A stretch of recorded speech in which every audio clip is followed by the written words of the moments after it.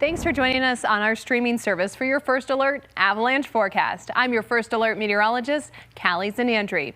Avalanche danger remains considerable, level 3 out of 5 across much of Colorado. And the Colorado Avalanche Information Center is warning backcountry travelers that fresh snow, strong winds, and a fragile snowpack are combining to create dangerous conditions statewide. We're joined now by the Deputy Director of the Colorado Avalanche Information Center, Brian Czar. Thanks for being with us.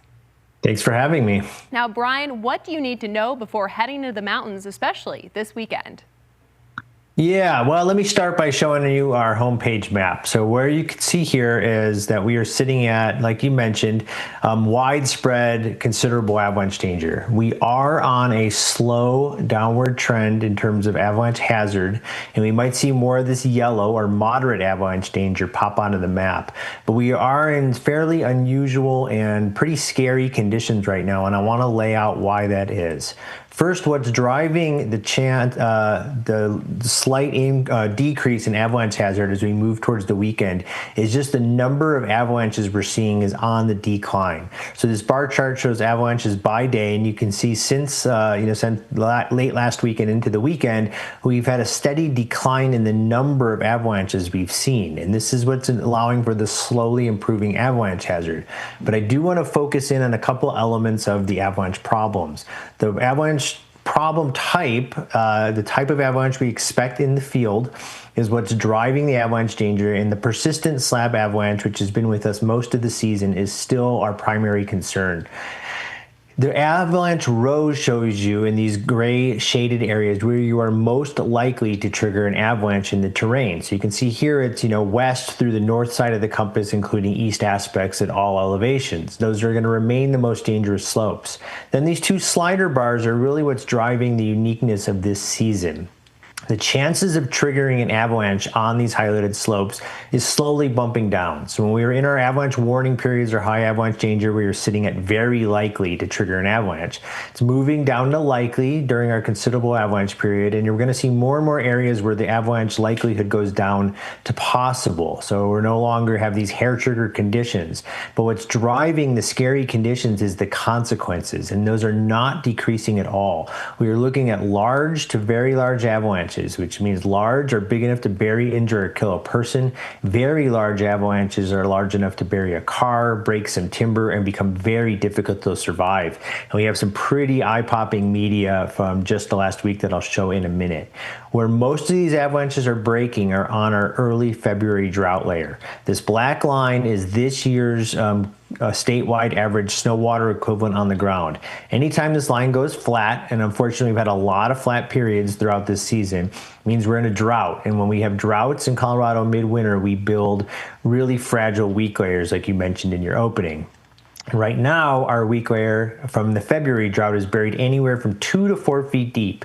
And here you can see in the saw, it's indicating where this weak layer lies. So we're starting to see some pretty big avalanches. If they get big enough, they can break down in drought layers that formed earlier in the winter, as early back as December. Here's a really good image of a forecaster near Crested Butte, just giving a little stomp on the ridge. And you can see how fragile those weak layers are. And originally they get a fairly scary avalanche to release here. And you can see it starts to wash down, but then it sympathetically pulls out essentially the remainder of this bowl. And this is a really, really good illustration of the consequences of triggering an avalanche. This is an avalanche that we would call very large. There's no timber down there in this runout zone, but you can imagine getting caught in an avalanche of this size would be very difficult to survive. Here's another example from just yesterday near Snowmass outside of Aspen. Just went from a little bit of wind loading and some warming and breaking really wide, really deep across all of these terrain features, running full vertical distances down to the creek and breaking timber as they go. So we can't emphasize enough the consequences of these kinds of avalanches. They're stepping down pretty deep, 2 to 4 feet deep in the initial failure, and if they get going, can step into deeper weak layers and break even deeper. And you can see that they're producing pretty hard, severe chunks. These avalanches, if you get caught in one, are just really hard to survive.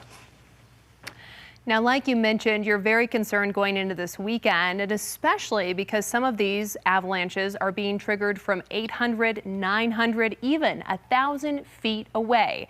That kind of remote triggering, Brian, is something we don't see every year in Colorado.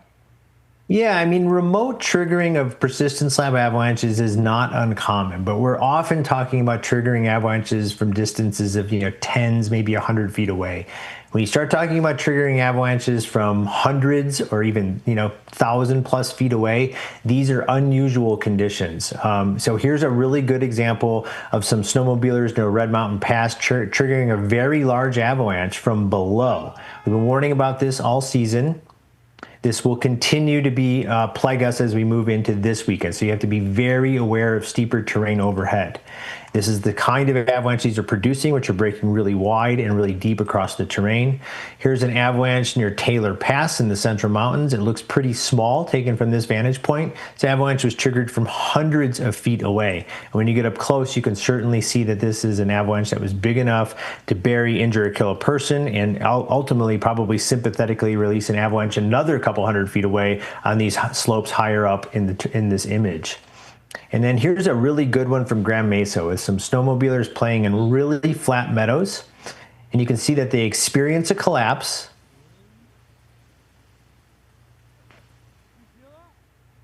And then hundreds of feet away, they pull out an avalanche. And you can imagine being in this gully would certainly pile up enough snow to bury, injure, or kill a person. And this group is really wise to avoid this piece of terrain.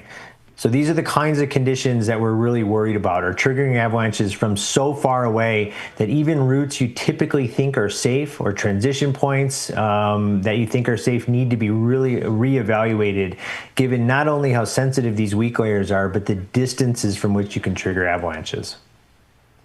So your advice going into the weekend, even though we might see moderate or considerable danger, you really need to be extra cautious, especially as we see this unstable snowpack? Yeah, I mean, so, as we move farther away from the big natural avalanche cycle, those obvious signs of instability, aren't going to be as in your face. Those shooting cracks, big booming collapses, natural avalanche activity are on the slow decline. So we're in this scary period where you may not see signs of instability until you trigger a very large and destructive avalanche. And because we're triggering things from so far away, you really need to give yourself bigger buffers than you might normally as you're avoiding essentially avalanche terrain. It's a pretty scary period. It's a good time to rethink, all of your standard routes and see if they're going to be safe if you trigger an avalanche from 1,000 feet away and get something as big as the avalanches we've seen to release. And when do you think things will stabilize again? It's going to take some time. Those weak layers are really fragile. And so, we're looking at probably, several days to a week or more before the likelihood of avalanches goes down enough that we feel like we're in a different regime and we can start to step out into, slightly more aggressive terrain features. But we're several days to a week away. Well, great advice as always, Brian. Thank you so much for being with us. Thanks for having me. And we will see you back here next week for your First Alert Avalanche Report.